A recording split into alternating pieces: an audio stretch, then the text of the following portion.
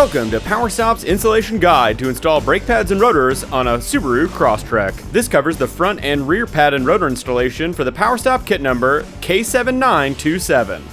Be advised that specific torque specs and other details are dependent on your specific year and model's trim package, and may differ from the ones listed here. The vehicle we use for this demonstration is a 2018 Subaru Crosstrek, but this part number also covers the front and rear brakes of the following vehicles: 2018 to 2021 Subaru Crosstrek, 2017 to 2021 Subaru Impreza models with 294mm front discs. This kit is a fantastic application for most daily drivers and is perfect for any vehicle that is interested in increased stopping power, noise-free braking, low dust, and easy installation. All of the parts are an exact OE fit and a bolt-on upgrade with no modifications to your vehicle. In addition to the pads and rotors, a Z23 kit ordered from PowerStop is guaranteed to contain all the new hardware and brake lube to ensure that you have everything you need for a brake upgrade made easy. Your old pads may look slightly different than your new ones. Subaru has updated the pad design for this application, and PowerStop has complied with the update to maintain the OEM fitment. For your install, we'll go over getting started and what equipment you'll need, some safety pointers and safety equipment, the installation procedure of removing and installing your new brake pads and rotors, finalizing everything before lowering the vehicle, and performing the break-in procedure to ensure optimal performance. Have the following parts and specialty tools available before you start a pad and rotor installation.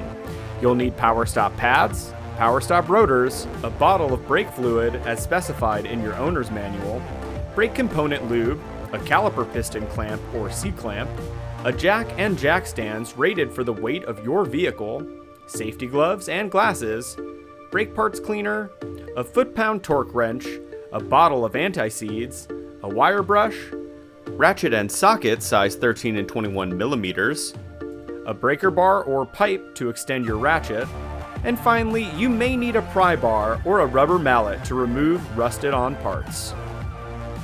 There are some general safety guidelines if you are planning on using a jack and jack stands for any vehicle. Have the vehicle in the park position and make sure it is on a hard, level surface. Then check the brake fluid level at the reservoir and keep cap removed for the duration of your brake installation. Before raising the vehicle, chock all wheels remaining on the ground. Set the parking brake if the rear wheels will remain on the ground and loosen the lug nuts on the wheels just enough to break them free.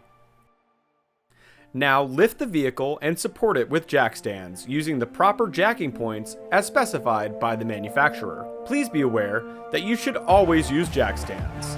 Never attempt to work on an elevated vehicle held in place only by a hydraulic jack.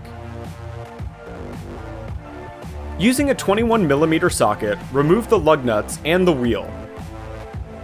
It is best to work on one wheel at a time, leaving the other side intact as a point of reference. After removing the wheel, inspect the brake components for any signs of leak or damage. With a 13mm socket, remove the two caliper pin bolts. Then, remove the caliper and support it using a brake caliper hanger or a regular wire coat hanger. Please be aware that you should always support the caliper. Never allow the caliper to hang from the brake hose. Remove the pads. Then, with a 21mm socket and extension, remove the two caliper bracket bolts along with the caliper bracket. The rotor can now be removed. Sometimes rust will make the rotor bind to the hub and a mallet will be needed to loosen it. Tap both the front and back side, alternating left and right, top and bottom, while being careful to avoid hitting the protective plate behind the rotor.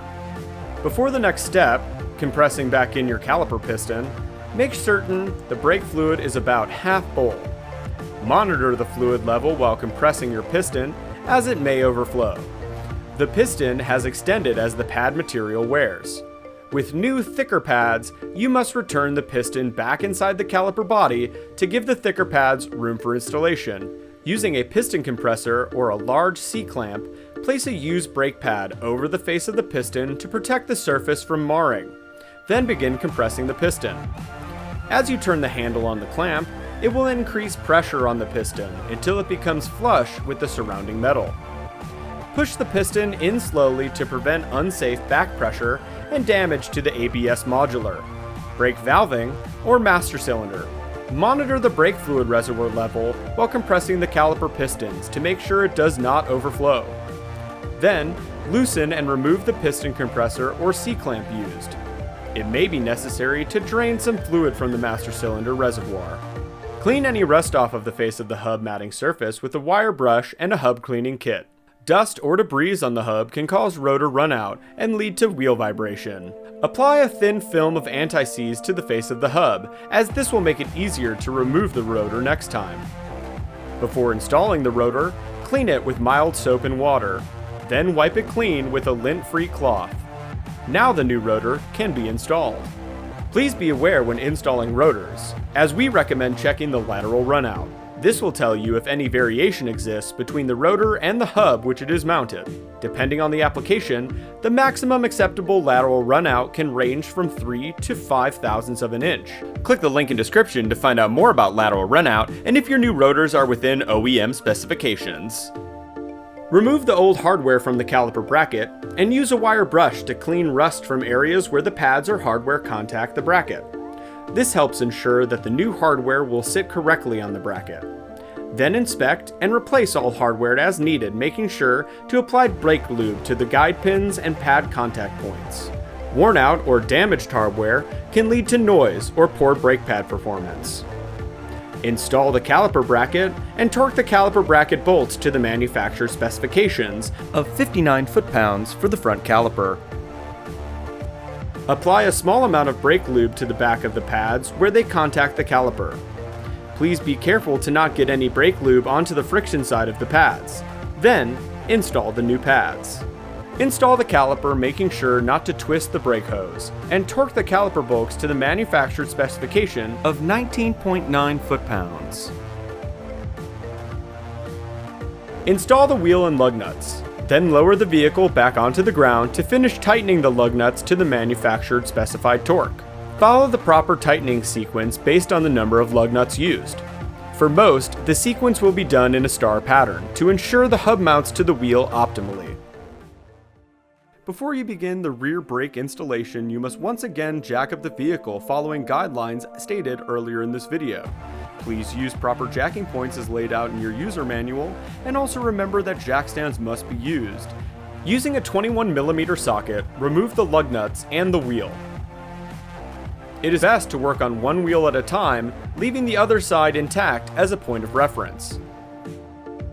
After removing the wheel, inspect the brake components for any signs of leak or damage. With a 13mm socket, remove the 2 caliper pin bolts. Then, remove the caliper and support it using a brake caliper hanger or a regular wire coat hanger. Please be aware that you should always support the caliper. Never allow the caliper to hang from the brake hose. Remove the pads. Then, with a 21mm socket, remove the 2 caliper bracket bolts along with the caliper bracket. The rotor can now be removed. Sometimes rust will make the rotor bind to the hub and a mallet will be needed to loosen it. Tap both the front and back side, alternating left and right, top and bottom of the rotor. Before the next step, compressing back in your caliper piston, make certain the brake fluid is about half full. Monitor the fluid level while compressing your piston, as it may overflow.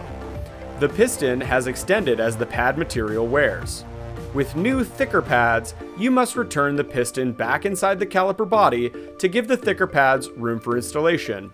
Using a piston compressor or a large C-clamp, place a used brake pad over the face of the piston to protect the surface from marring. Then begin compressing the piston.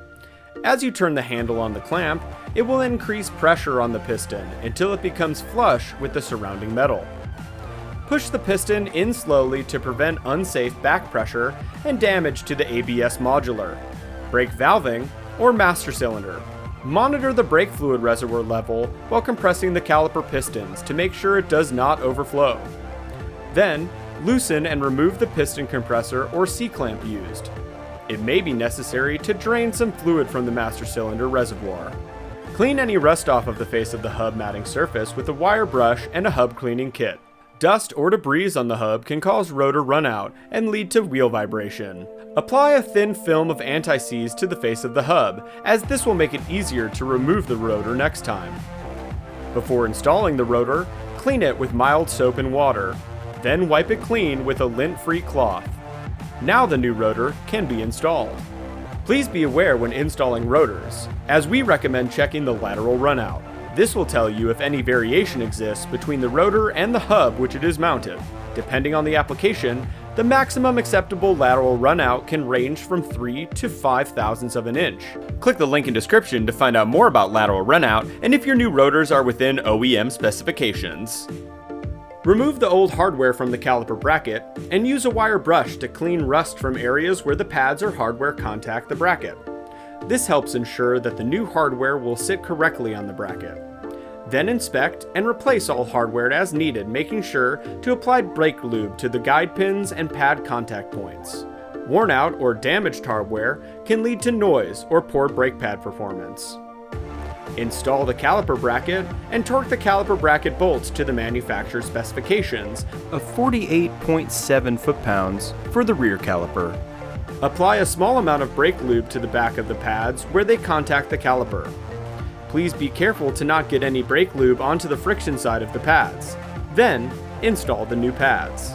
Install the caliper, making sure not to twist the brake hose, and torque the caliper bolts to the manufactured specification of 19.9 foot-pounds. Bleed the brakes to remove any air from the brake system. We recommend bleeding the brakes every time you replace the pads and rotors. Not all vehicles have the same bleeding procedure. You should always refer to the factory service manual for the proper procedure. Please take note that after bleeding the brakes, make sure the brake fluid reserve is filled to the maximum line. Do not overfill the reservoir.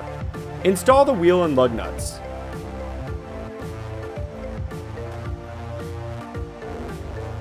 Then lower the vehicle back onto the ground to finish tightening the lug nuts to the manufactured specified torque. Follow the proper tightening sequence based on the number of lug nuts used. For most, the sequence will be done in a star pattern to ensure the hub mounts to the wheel optimally. It's most important that following the installation, you perform the break-in procedure for your new pads and rotors. With the Z23 kit, you'll perform the procedure for drilled and slotted rotors by performing a pattern of accelerations and decelerations. To begin, you'll perform 5 aggressive decelerations from 40 miles per hour to 10 miles per hour. Then, you'll perform 5 moderate decelerations from 35 miles per hour to 5 miles per hour. And finally, you'll conclude with 5 minutes of driving to slowly cool down your vehicle. Try to avoid roads where you need to completely stop during this time. This break-in procedure ensures that the pads embed themselves evenly on the rotors, preventing a judder and possible future damage to your brake parts. Thank you for watching this installation guide on the Subaru Crosstrek. Please use the chapter markers in the description to return to any section you may need to go over again. And for any further guidance, look to our other how-to videos in your vehicle's OEM repair manual. Please subscribe and click the notification bell for future updates. If you haven't yet, head over to PowerStop.com to pick up your brake upgrade kit. PowerStop, brake upgrades made easy.